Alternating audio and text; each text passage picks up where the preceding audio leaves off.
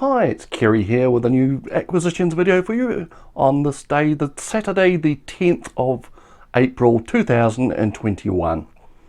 And if you're seeing this video right now, it means that I have a functioning fibre internet connection finally. Yes, it was all connected up yesterday afternoon. So go back a few days, about Wednesday I was starting to get worried that nothing was going on. And then about 11 o'clock in the morning, two guys turned up in a truck and proceeded to get to work doing the outside build.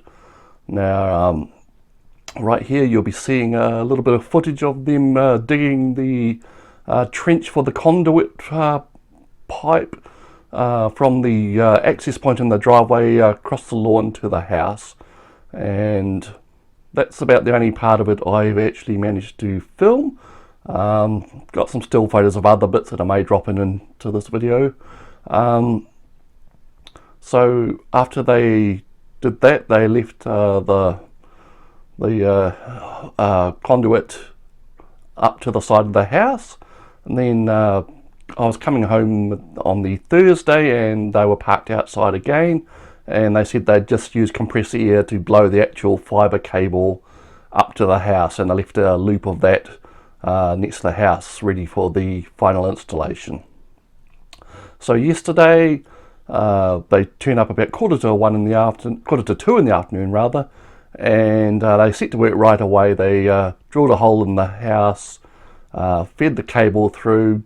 One of the guys got under the house, fed the cable to a hole they drilled in the floor. They created a little ducting, and then they installed the ONT optical network terminal onto the wall behind me, and they spliced a fibre optic cable ready to go into the ONT and checked that out with their gear. Then one of them had to go away to the roadside cabinet nearby and splice the other end of the cable into the network. So that all took about 2 hours, and finally we got the green light and they let me get at the modem router and set it up for the fibre. And initially it didn't seem to be doing anything, but then it suddenly came to life, and about 3:30 yesterday afternoon I had live fibre optic connection.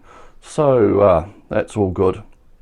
And here's a little bit of footage of the optical network terminal, or ONT, in action last night. It's got a bunch of green lights, and as long as they stay green, everything's fine. I believe the system that we use is, we call it UFB, ultra fast broadband, and it's based somewhat on the rollout that they did in South Korea, and it's reaching quite a high penetration number here in New Zealand at the moment. So that's all good for everyone. Okay, so that's the fibre, all go, finally. Only took 11 weeks from woe to go, and I'm hoping the account details and everything have switched over online so I can pay the bills and what have you. Hopefully that's all done in the next 24 hours.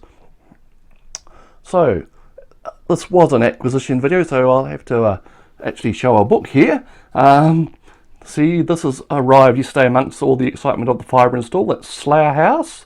That is the latest Mick Herron Slough House series, also known as the Jackson Lamb thriller series.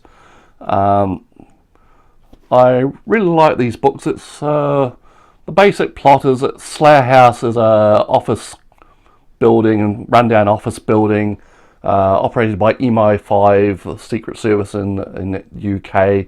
Where they basically farm out their failures and miscreants that have caused problems and make them do menial work, rather when they're too risky to basically fire them or otherwise terminate their services. And they do menial tasks all day. Of course, in the series of the books, they turn out to be the real heroes behind various incidents and accidents that take place, and they also come up against the bureaucracy and the politicians and everyone who's trying to make life difficult for everyone. They save the day multiple times, but there's quite a high cost, there's quite a high body count of the Slough House team. And anyway, the characters are well drawn and the description is really gritty and true to life. And it's one of those series of books that you're always looking forward to coming back to, like a group of friends that you've got to know, and it just fits you like a glove when you're reading it. And I've had a bit of trouble actually getting hold of this book. Initially I had it on order from the Book Depository late last year, and they suddenly turned around and said it was unavailable and cancelled my order. So I went to the local Mighty Ape and they had it available for pre-order with an ETA of, I think, the 3rd of February. That's the worldwide publication date. And so I pre-ordered there. Night before pre-order they changed the ETA to April the 25th or something like that. So I cancelled there, went back to the Book Depository who was offering it is available, and suddenly overnight it became unavailable there again. And eventually it seemed to turn up and they shipped it to me 2 weeks ago and it arrived yesterday, like I said. So this is what I'll be reading next once I'm finished with the magazines. I only got a couple of those to go. So that's pretty much all that's going on. Like I said, I'm reading magazines still. And I hope you have enjoyed this video, and we'll fingers crossed that the Fibre stays stable. I'll be able to put up some more high quality, perhaps a little longer videos in the near future. So that's all for now, and have a great day.